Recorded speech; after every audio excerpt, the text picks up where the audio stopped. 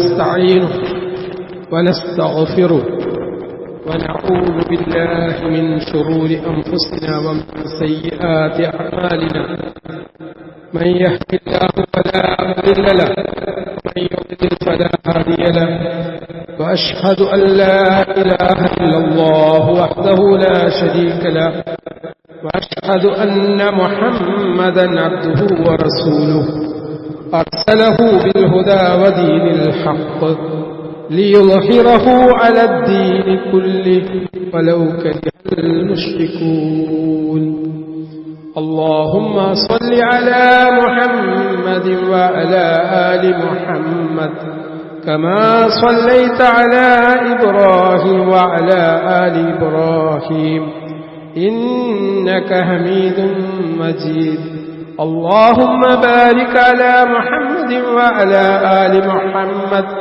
كما باركت على إبراهيم وعلى آل إبراهيم إنك حميد مجيد أما بعد فإن خير الحديث كتاب الله وخير الهدي هدي محمد صلى الله عليه وسلم وشر الأمور محدثاتها وكل محدثة بدعة وكل بدعة ضلالة كل ضلالة في النار يا أيها الذين آمنوا اتقوا الله حق تقاته ولا تموتن إلا وأنتم مسلمون أعوذ بالله من الشيطان الرجيم بسم الله الرحمن الرحيم ولو يعجل الله للناس الشر استعجالهم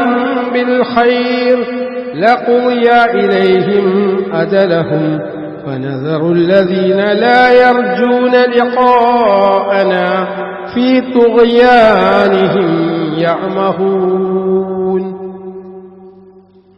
സ്നേഹം നിറഞ്ഞ സത്യവിശ്വാസികളെ, ജീവിതത്തിൻ്റെ എല്ലാ സന്ദർഭങ്ങളിലും നമ്മെ സൃഷ്ടിച്ച് പരിപാലിക്കുന്ന, നമ്മെ അങ്ങേയറ്റം സ്നേഹിക്കുന്ന കരുണാവാരിധിയായിട്ടുള്ള അള്ളാഹുവിൻ്റെ നിയമനിർദ്ദേശങ്ങൾ, വിധിവിലക്കുകൾ കഴിവിന്റെ പരമാവധി സൂക്ഷിച്ച് ജീവിക്കണമെന്ന് എന്നോടും നിങ്ങളോടും ഉണർത്തുന്നു, വസിയത്ത് ചെയ്യുന്നു. അല്ലാഹു സുബ്ഹാനഹു തആല നമുക്ക് ഓരോരുത്തർക്കും അതിനുള്ള തൗഫീക്ക് പ്രദാനം ചെയ്യുമാറാകട്ടെ. സഹോദരങ്ങളെ, മനുഷ്യന്റെ ഒരു പ്രകൃതം എന്ന് പറയുന്നത് എല്ലാ കാര്യങ്ങൾക്കും അക്ഷമനായിക്കൊണ്ട് ധൃതി കൂട്ടുക എന്നുള്ളത്. ഏതൊരു കാര്യത്തിനും സാവകാശം നമ്മൾ ആഗ്രഹിച്ചാൽ പോലും മനുഷ്യന്റെ പ്രകൃതത്തിൽപ്പെട്ട കാര്യമാണ് ക്ഷമയില്ലായ്മയും ധൃതി കാണിക്കുക എന്നുള്ളത്. വിശുദ്ധ ഖുർആൻ അതിനെ സംബന്ധിച്ച് ഉണർത്തുന്നുണ്ട്. വകാനൽ ഇൻസാനു അജൂല. ഈ അജ്ലത്ത് എന്നുള്ള ഒരു സ്വഭാവം നമ്മുടെ പ്രകൃതത്തിൽപ്പെട്ടതാണ് എന്നാണ് വിശുദ്ധ ഖുർആൻ ഉണർത്തുന്നത്. എന്നാൽ അല്ലാഹു സുബ്ഹാനഹു വ തആല ഈ ദുനിയാവിൽ നമ്മുടെ ജീവിതം ക്രമീകരിച്ചിരിക്കുന്നതിന്റെ പിന്നിൽ കൃത്യമായിട്ടുള്ള ഒരു പ്ലാനിംഗ് ഉണ്ട്. കോടാനുകോടി ബീജങ്ങൾ, ആ ബീജങ്ങളിൽ നിന്ന് ഒരു ബീജമാണ് അണ്ഡവുമായി സംയോജിച്ചുകൊണ്ട് ഉമ്മയുടെ ഗർഭപാത്രത്തിൽ ഞാൻ എന്ന വ്യക്തിക്ക് വിത്ത് പാകിയിട്ടുള്ളത്. ഉപ്പയുടെ മുതുകിൽ നിന്ന് പുറപ്പെടുന്ന ആ ബീജത്തിൽ കോടാനുകോടി ബീജങ്ങളുണ്ട്. അതിൽ നിന്ന് ഒരു ബീജം മാത്രമാണ് അണ്ഡവുമായിട്ട് സംയോജിച്ചത് എന്ന് പറയുമ്പോൾ അള്ളാഹു നമ്മെ സ്പെഷ്യലി സെലക്ട് ചെയ്തിട്ടുണ്ട്. ഈ ഭൂമിയിലേക്ക് കൃത്യമായിട്ട് നമ്മെ അയച്ചതിന്റെ പിന്നിൽ ഒരു ലക്ഷ്യമുണ്ട് എന്നർത്ഥം. എന്നാൽ ഘട്ടം ഘട്ടമായി ഉമ്മയുടെ ഗർഭപാത്രത്തിൽ നിന്ന് വളർന്ന് വലുതായി പ്രസവം നടന്ന് മുലയൂട്ടലിന് ശേഷം പക്വതയിലേക്കെത്തി. അപ്പൊ നമ്മൾ അള്ളാനെ മറക്കുകയാണ്. വിശുദ്ധ ഖുർആൻ സൂറത്ത് യൂനുസ് 11-ാമത്തെ വചനത്തിൽ ബോധിപ്പിക്കുന്ന ഒരു കാര്യമുണ്ട്. വലൗ യുഅജ്ജിലുല്ലാഹു ലിന്നാസി അശ്ശർറ ഇസ്തിഅജാലഹും ബിൽ ഖൈർ ലഖുദിയ ഇലൈഹിം അജലുഹും ഫനദറു അല്ലദീന ലാ യർജൂന ലിഖാഅനാ ഫീ തുഗ്യാനിഹിം യഅമഹൂൻ. മനുഷ്യര് നന്മയ്ക്ക് വേണ്ടി ധൃതി കൂട്ടുന്ന അതേ പ്രകാരം അല്ലാഹു സുബ്ഹാനഹു വ തആല അവർക്ക് തിന്മക്ക് ധൃതിപ്പെടുത്തിയിരുന്നെങ്കിൽ, നന്മയ്ക്ക് വേണ്ടി നമ്മൾ ധൃതി കാണിക്കുന്നുണ്ട്, നമുക്ക് നന്മ ഉണ്ടാവാൻ വേണ്ടി നമ്മൾ ധൃതി കാണിക്കുന്നു. എന്നാൽ അതുപോലെ അല്ലാഹു സുബ്ഹാനഹു വ തആല മനുഷ്യന് തിന്മയുടെ കാര്യത്തിൽ ധൃതി കാണിച്ചിട്ടുണ്ടായിരുന്നെങ്കിൽ അവർക്ക് അവരുടെ അവധി തീരുമാനിക്കപ്പെടുക തന്നെ ചെയ്യുമായിരുന്നു. എന്നാൽ നാമുമായി കണ്ടുമുട്ടുന്നതിനെ, അള്ളാനെ കണ്ടുമുട്ടുന്നതിനെ പ്രതീക്ഷിക്കാത്ത ആളുകൾ, അവരെ ധിക്കാരത്തിൽ അന്താളിച്ചുകൊണ്ട് നാം വിട്ടുകളയുന്നത്. അള്ളാഹ് സമയം തരികയാണ് മനുഷ്യന് ധിക്കാരത്തിൽ മുഴുകാൻ വേണ്ടിയിട്ട്.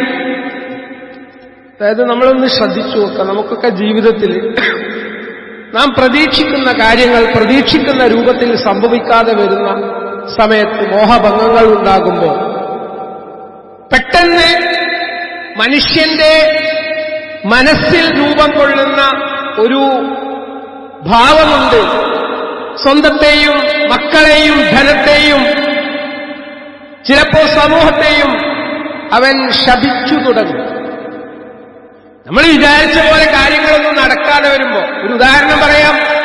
ഒരു ബിസിനസ് തുടങ്ങിയ രൂപത്തിലുള്ള ഒരു മെച്ചല്ല, ലാഭമല്ല, അല്ലെങ്കിൽ ആ നഷ്ടത്തിലേക്ക് കൂപ്പുകുത്തുകയാണ്. സ്വാഭാവികമായിട്ട് മനുഷ്യന്റെ ഭാഗത്ത് നിന്ന് സംസാരം വരികയാണ്. ചില ആളുകൾ പറയാണ് നശിക്കട്ടെ, തുലയട്ടെ.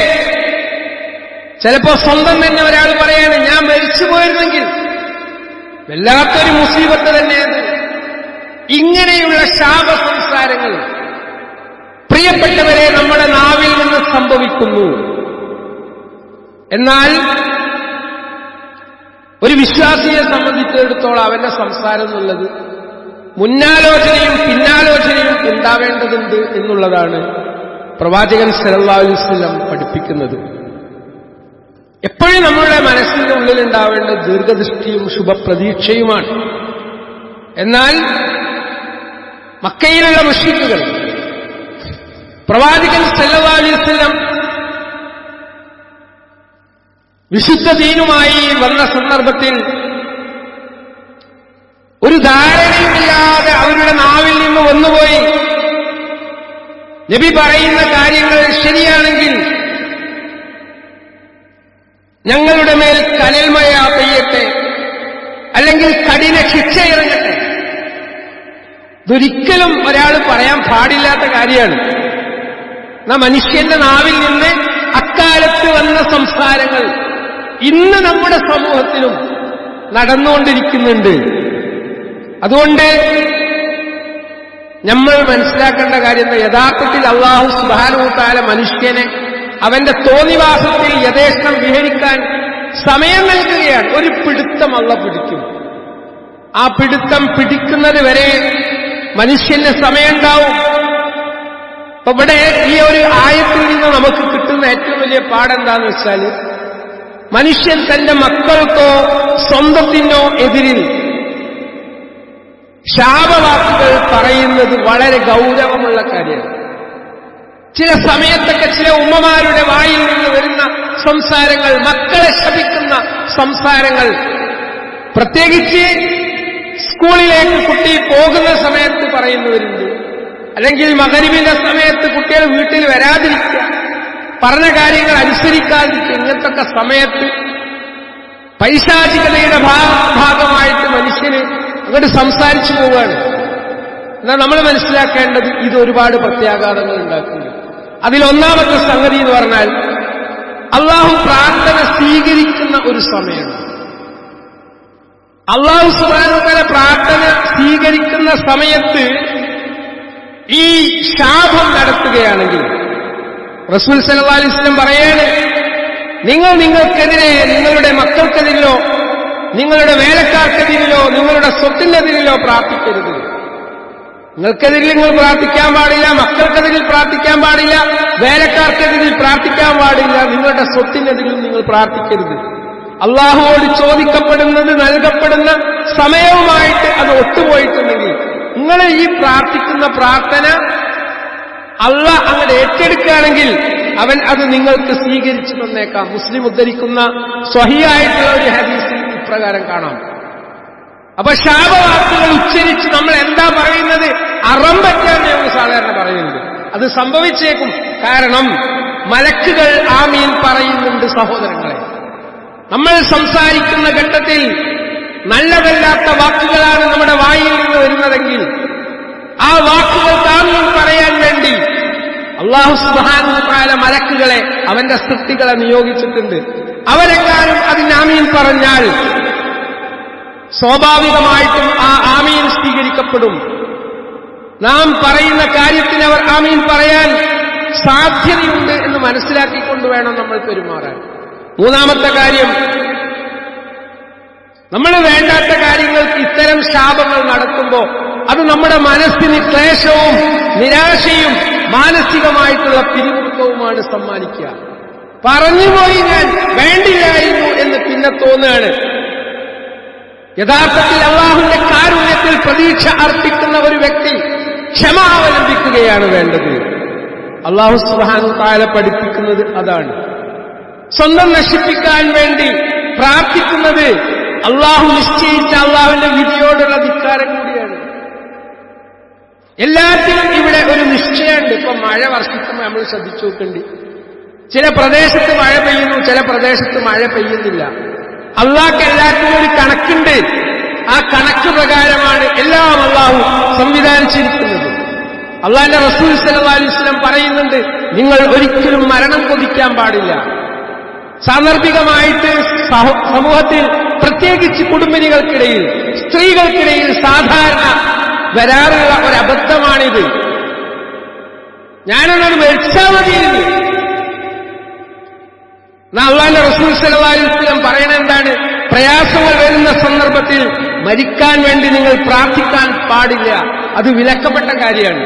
ഇനി ഒരാൾക്ക് അനിവാര്യമായിട്ട് മരണം ആഗ്രഹിക്കുന്ന ഒരു സന്ദർഭത്തിൽ അദ്ദേഹം പറയേണ്ട കാര്യം എന്താണ്? അല്ലാഹുവേ, എനിക്ക് മരണമാണ് നന്മയെങ്കിൽ അല്ലാഹുവേ നീ എനിക്ക് മരണം നൽകണമേ. ജീവിതമാണ് എനിക്ക് നന്മയെങ്കിൽ അല്ലാഹുവേ നീ എനിക്ക് ജീവിതം നൽകണമേ. ഇതല്ലാത്ത രൂപത്തിൽ ഞാനൊന്നൊരു മരിച്ചു പോട്ടെ എന്നുള്ള നിലക്കുള്ള സംസാരങ്ങൾ നമ്മുടെ ഭാഗത്തുനിന്ന് ഒരിക്കലും വരാൻ പാടില്ല. എന്നാൽ ഇങ്ങനെയൊക്കെയുള്ള പ്രയാസം ഉണ്ടാവുക തീർച്ചയായിട്ടും ഉണ്ടാവും. പ്രയാസം സഹിക്കുന്ന രൂപത്തിലാണ് മനുഷ്യനെ അല്ലാഹു സൃഷ്ടിച്ചത്. ലോകത്തെ ഏറ്റവും കൂടുതൽ പ്രയാസങ്ങൾ നേരിട്ടത് അല്ലാഹ് ഏറ്റവും ഇഷ്ടപ്പെട്ട പ്രവാചകന്മാരാണ്. വിശുദ്ധ ഖുർആനിൽ നമ്മൾ പരിശോധിക്കുമ്പോൾ പ്രവാചകന്മാരുടെ ചരിത്രത്തിൽ ഉടനീളം കാണാൻ സാധിക്കുന്നത് അവരൊക്കെ തന്നെ ധാരാളം പരീക്ഷണങ്ങളിൽ കൂടിയാണ് കടന്നുപോയത്. അപ്പൊ അതിനുള്ള പരിഹാരം ഖുർആനും ഹദീസും നമ്മെ പഠിപ്പിച്ചിട്ടുണ്ട്. യാ ഹയ്യു യാ ഖയ്യൂം ബിറഹ്മതിക അസ്തഗീസ് അസ്ലിഹ് ലീ ശഅനി കുല്ല വലാ തകിൽനി ഇലാ നഫ്സി ത്വറഫത ഐൻ. ഫാത്തിമ റളിയല്ലാഹു അൻഹക്ക് റസൂൽ സല്ലല്ലാഹു അലൈഹി വസല്ലം നിത്യവും ചൊല്ലാൻ പഠിപ്പിച്ച പ്രാർത്ഥന മനക്ലേശത്തിൽ നിന്നും ദുഃഖത്തിൽ നിന്നും നമ്മുടെ മനസ്സിനെ മാറ്റാനുള്ള പ്രാർത്ഥന കൂടിയാണ്. എന്താണ് ആ പ്രാർത്ഥനയുടെ അർത്ഥം? എന്നെന്നും ജീവിച്ചിരിക്കുന്ന, എല്ലാം നിയന്ത്രിച്ചുകൊണ്ടിരിക്കുന്ന അല്ലാഹുവേ, യാ ഹയ്യു യാ ഖയ്യൂം, എന്നെന്നും ജീവിച്ചിരിക്കുന്ന, എല്ലാം നിയന്ത്രിക്കുന്ന അല്ലാഹുവേ, ബിറഹ്മതിക അസ്തഗീസ്, നിന്റെ കാരുണ്യം കൊണ്ട് ഞാനിതാ സഹായം നിന്നോട് ചോദിക്കുന്നു. അസ്ലിഹ് ലീ ശഅനി കുല്ല, എന്റെ കാര്യങ്ങളൊക്കെ അല്ലാഹുവേ നീ എനിക്ക് നന്നാക്കി തീർക്കണമേ. നമ്മളെ കാര്യങ്ങളൊക്കെ നന്നാക്കി തരുന്നത് പടച്ചവനാണ്, അല്ലാഹുവാണ്. അല്ലാഹുവിനോട് ദുആ ചെയ്യണം. ഒരു കാര്യത്തിലേക്ക് നമ്മൾ പ്രവേശിക്കുന്നതിന് മുമ്പ് അതെനിക്ക് ഖൈറാണോ ഷർറാണോ എന്നുള്ള കൺഫ്യൂഷൻ എനിക്കുണ്ടെങ്കിൽ ഇസ്തിഖിയാറത്തിന്റെ പ്രാർത്ഥനയും നിസ്കാരവും നടത്താൻ വേണ്ടി അല്ലാഹുവിന്റെ റസൂൽ സല്ലല്ലാഹു അലൈഹി വസല്ലം നമുക്ക് സുന്നത്ത് പഠിപ്പിച്ചിട്ടുണ്ട്. അത് ചെയ്യേണ്ട നമ്മൾ ഒരു ബിസിനസ് തുടങ്ങുകയാണെങ്കിൽ തുടങ്ങുന്നതിന് മുമ്പ് ആ ബിസിനസ് തുടങ്ങുന്നത് ഖൈറാണോ ഷർറാണോ എനിക്കറിയില്ല, അള്ളാഹ്ക്കറിയാം. അള്ളാഹിനോട് നമ്മൾ ചോദിക്കണം. മകളുടെ വിവാഹം തീരുമാനിച്ചത് ഖൈറാണോ ഷർറാണോ എന്ന് നമുക്ക് ബോധ്യമാവാൻ വേണ്ടി നമ്മൾ പ്രാർത്ഥിക്കണം, നിസ്കരിക്കണം. ഇതൊക്കെ റസൂൽ സല്ലല്ലാഹു അലൈഹി വസല്ലം പഠിപ്പിച്ചതാണ്. അതുകൊണ്ട് ഒന്നാമതായിട്ട് നമ്മൾ മനസ്സിലാക്കേണ്ട കാര്യം അതാണ്. ഇനി എങ്ങാനും ശാപവാക്കുകൾ നമ്മുടെ വായിൽ നിന്ന് വന്നുപോയിട്ടുണ്ടെങ്കിൽ നമ്മൾ ചെയ്യേണ്ട എന്താണ്? ഇസ്തിഗ്ഫാർ നടത്തുക എന്നുള്ളതാണ്.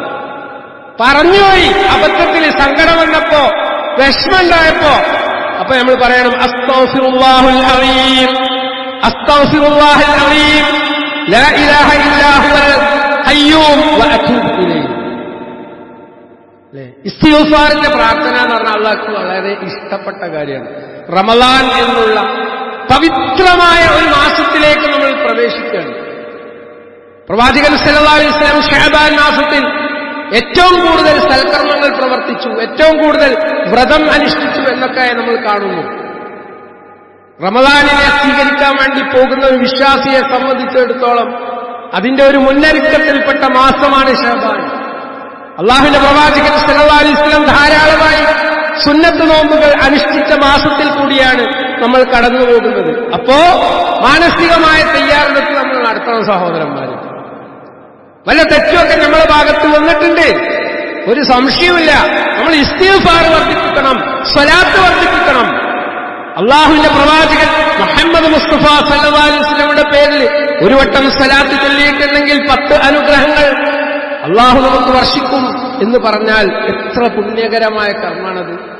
പക്ഷെ നമ്മളത് ചെയ്യാറുണ്ടോ? അതുകൊണ്ട് ശാപവാക്കുകൾ പറയുന്ന ആളുകൾ പ്രത്യേകം കരുതണം എന്നാണ് സാന്ദർഭികമായി സൂചിപ്പിക്കുന്നത്. കാരണം അള്ളാഹുവോടുള്ള മര്യാദക്കേടാണത്. അത് നമ്മുടെ ജീവിതത്തിൽ ബർക്കത്ത് നഷ്ടപ്പെടുത്തും. നമ്മുടെ ജീവിതത്തിൽ അള്ളാഹ് തരാൻ പോകുന്ന ബർക്കത്തുകളെ നഷ്ടപ്പെടുത്താനാണ് അത്തരം സംസാരങ്ങൾ നമ്മിൽ നിന്ന് പ്രേരിപ്പിക്കപ്പെടുക. അതുകൊണ്ട് നമ്മൾ ഒരു കാര്യം കൂടി മനസ്സിലാക്കുക. ഒന്നിനെ ശപിച്ചു എന്ന് വിചാരിച്ചോ, ഒരാൾ അർഹതയില്ലാതെ ഒരാളെ ശപിച്ചിട്ടുണ്ടെങ്കിൽ ആ ശാപം ആകാശത്തേക്ക് ഉയരും. റസൂൽ സല്ലല്ലാഹു അലൈഹി വസല്ലം പഠിപ്പിക്കുക. മക്കൾക്കെതിരെയൊക്കെ അങ്ങനെ പ്രാർത്ഥന നടത്തുന്ന, ശാപവാക്കുകൾ നടത്തുന്ന ഉമ്മമാര് ശ്രദ്ധിക്കുക. ഒരാൾ അർഹതയില്ലാതെ ഒരാളെ ശപിച്ചിട്ടുണ്ടെങ്കിൽ ആ ശാപം ആകാശത്തേക്ക് ഉയരുകയും അവിടുത്തെ കവാടങ്ങൾ അടക്കപ്പെടും. ശാപത്തിന്റെ വാക്കുകൾ പറയുമ്പോ അള്ളാഹുവിന്റെ കവാടങ്ങൾ അടക്കപ്പെടും. പിന്നീട് അത് ഭൂമിയിലേക്ക് തിരിച്ചു വരും. എന്നിട്ട് ശപിക്കപ്പെട്ട ആൾക്കത് ഫിറ്റാണെങ്കിൽ, യോജിച്ചതാണെങ്കിൽ അയാൾക്കത് കിട്ടും. ഇല്ല, അയാൾ അതിന് അർഹനല്ല, ആ ശപിച്ചതിന് അർഹനല്ല ആ വ്യക്തിയെങ്കിൽ ആരാണ് ശപിച്ചത് അയാളിലേക്ക് തന്നെ അത് തിരിച്ചു വരും. പല രോഗങ്ങളും പല പ്രയാസങ്ങളും പല പരീക്ഷണങ്ങളും നമുക്കുണ്ടാവാനുള്ള കാരണം നമ്മുടെ നാവാണെന്ന് നമ്മൾ മനസ്സിലാക്കില്ല. പലപ്പോഴും നമ്മുടെ നാവ് മുഖേന നമ്മൾ നടത്തുന്ന ആക്രമണങ്ങൾ, സോഷ്യൽ മീഡിയയിലൊക്കെ അത്തരത്തിലുള്ള സംസാരങ്ങൾ നടത്തുന്ന ഒരുപാട് ആളുകളുണ്ട്. അവർ മനസ്സിലാക്കുന്നില്ല എത്ര ആളുകൾക്കാണ് അവരുടെ നാവ് കൊണ്ട് മുറിവുകൾ ഏൽപ്പിക്കുന്നത്. അതുകൊണ്ട് ഇത്തരത്തിലുള്ള ശാപ സംസാരങ്ങളിൽ നിന്ന്, ലഅനത്തുകളിൽ നിന്ന് നമ്മൾ മാറി നിൽക്കണം. അള്ളാഹുവിന്റെ കാരുണ്യത്തിൽ നിന്ന് അകന്നു പോവാൻ മാത്രമാണ് അത് കാരണമാവുക. അള്ളാഹു നമ്മെ അനുഗ്രഹിക്കട്ടെ.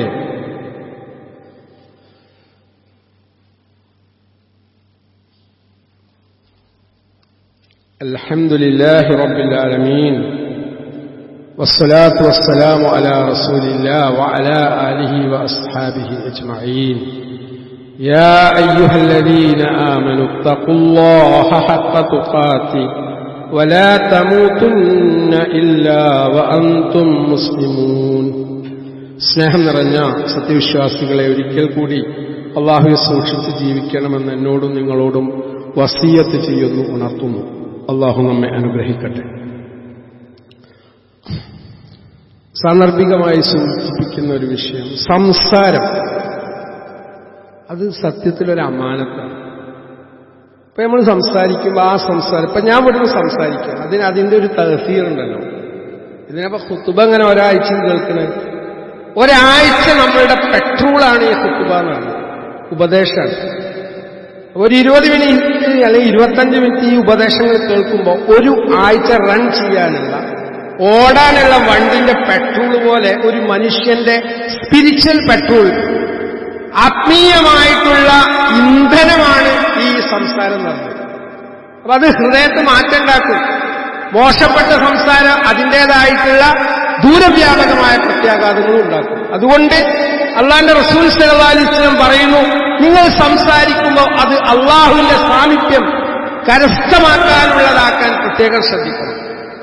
ഫക്കിർ ഫഅമൽ എന്ന് പറയും, ചിന്തിച്ച് സംസാരിക്കുക, ചിന്തിച്ച് പ്രവർത്തിക്കുക. ചില ആളുകൾ പ്രവർത്തിക്കുന്നിട്ടാ ചിന്തിക്കുക.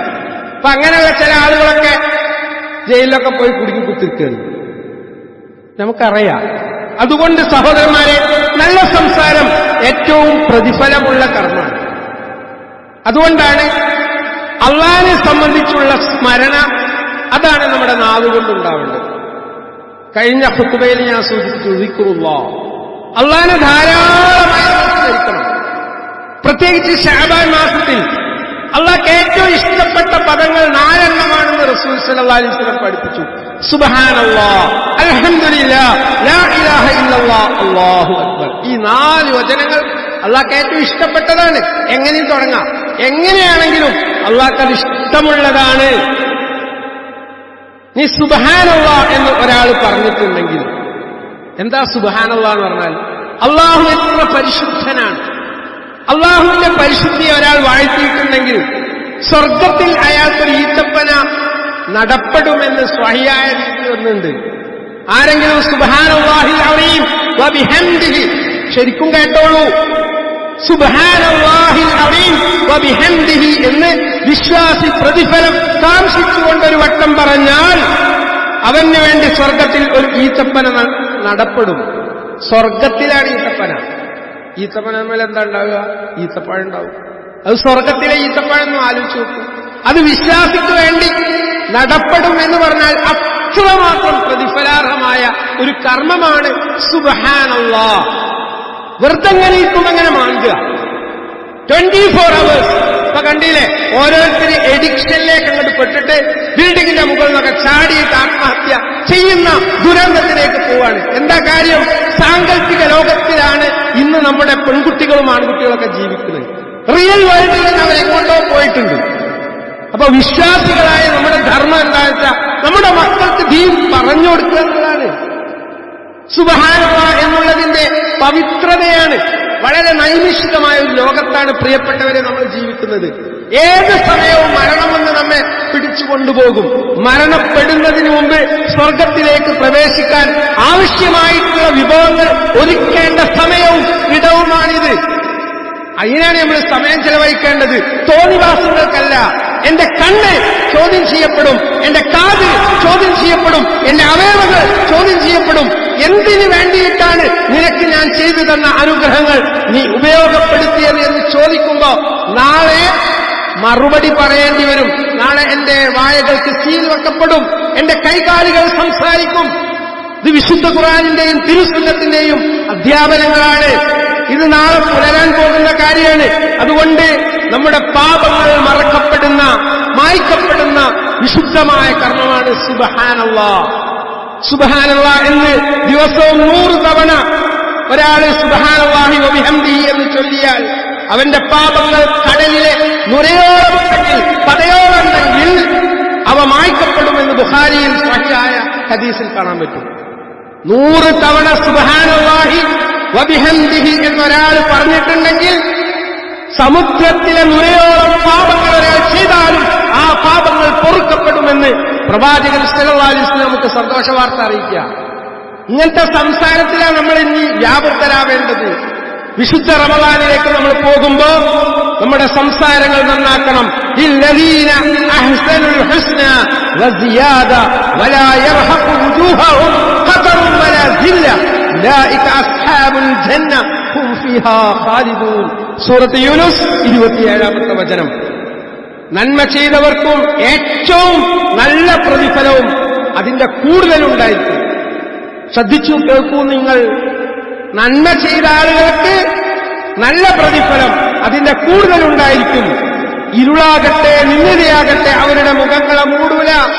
നന്മയുടെ പക്ഷത്ത് നന്മയുടെ ആളുകളായി നമ്മൾ ജീവിച്ചാൽ ഇരുളോ നിന്ദതയോ അവരുടെ മുഖങ്ങൾ മൂടുകയില്ല. അവർക്ക് മ്ലാനതയും അപമാനവും ബാധിക്കുകയില്ല. അവർ സ്വർഗത്തിൽ ഉള്ള ആളുകളായിട്ട്, അല്ലെങ്കിൽ അവരാണ് സ്വർഗത്തിന്റെ ആൾക്കാർ, അവർ അതിൽ നിത്യവാസികളായിരിക്കും. അപ്പൊ നമ്മുടെ ജീവിതത്തിന്റെ ആത്യന്തിക ലക്ഷ്യം എന്ന് പറഞ്ഞാൽ സ്വർഗം കിട്ടുക എന്നുള്ളതാണ്. ഈ സ്വർഗം കിട്ടാനുള്ള അമലു സ്വാലിഹാത്തിൽ നമ്മൾ വ്യാപൃതരാവാനാണ് ഇനിയുള്ള സമയങ്ങൾ നമ്മൾ നീക്കിവെക്കേണ്ടത്. അല്ലാഹു സുബ്ഹാനഹു വ തആല അതിനുള്ള മഹാഭാഗ്യം നമുക്ക് ഓരോരുത്തർക്കും പ്രദാനം ചെയ്യുമാറാവട്ടെ. ഒരുപാട് വീഴ്ചകൾ, പോരായ്മകൾ, തെറ്റുകൾ പറയുന്ന എനിക്കും കേൾക്കുന്ന നിങ്ങൾക്കൊക്കെ സംഭവിച്ചിട്ടുണ്ട്. തെറ്റ് ചെയ്യാത്ത ഒരു മനുഷ്യനും ഇവിടെയല്ല. എന്നാൽ കഫാറത്തായിട്ട്, പ്രായശ്ചിത്തമായിട്ട് റമളാൻ നിശ്ചയിക്കപ്പെട്ടു. ഒരു റമളാൻ എന്ന് പറയുന്നത് ഒരു വിശ്വാസിയുടെ ജീവിതത്തിലെ ഏറ്റവും വലിയ പ്രായശ്ചിത്തം. അല്ലാഹ് ഒരു മനുഷ്യന് റമളാനിൽ ജീവിക്കാൻ അവസരം നൽകുക എന്നുള്ളത് അവന്റെ ജീവിതത്തിലെ ഏറ്റവും വലിയ അനുഗ്രഹമാണ്. ഈ പുണ്യമാസത്തിൽ ജീവിക്കാൻ വേണ്ടി, അതിന് തൗഫീഖിന് വേണ്ടി നമ്മൾ ദുആ ചെയ്യുക. അല്ലാഹുവേ, ഞങ്ങളെ എല്ലാവരെയും റമളാനിൽ അമലു സ്വാലിഹാത്ത് ചെയ്യാനും പുണ്യകർമ്മങ്ങളിൽ വ്യാപൃതരാവാനുള്ള തൗഫീഖ് പ്രദാനം ചെയ്യുമാറാവണേ. اللهم اغفر للمؤمنين والمؤمنات والمسلمين والمسلمات الأحياء منهم والأموات إنك مجيب الدعوات يا قاضي الحاجات توفنا مسلما وألحقنا بالصالحين اللهم أجرنا من النار اللهم أجرنا من النار اللهم أجرنا من النار ربنا ظلمنا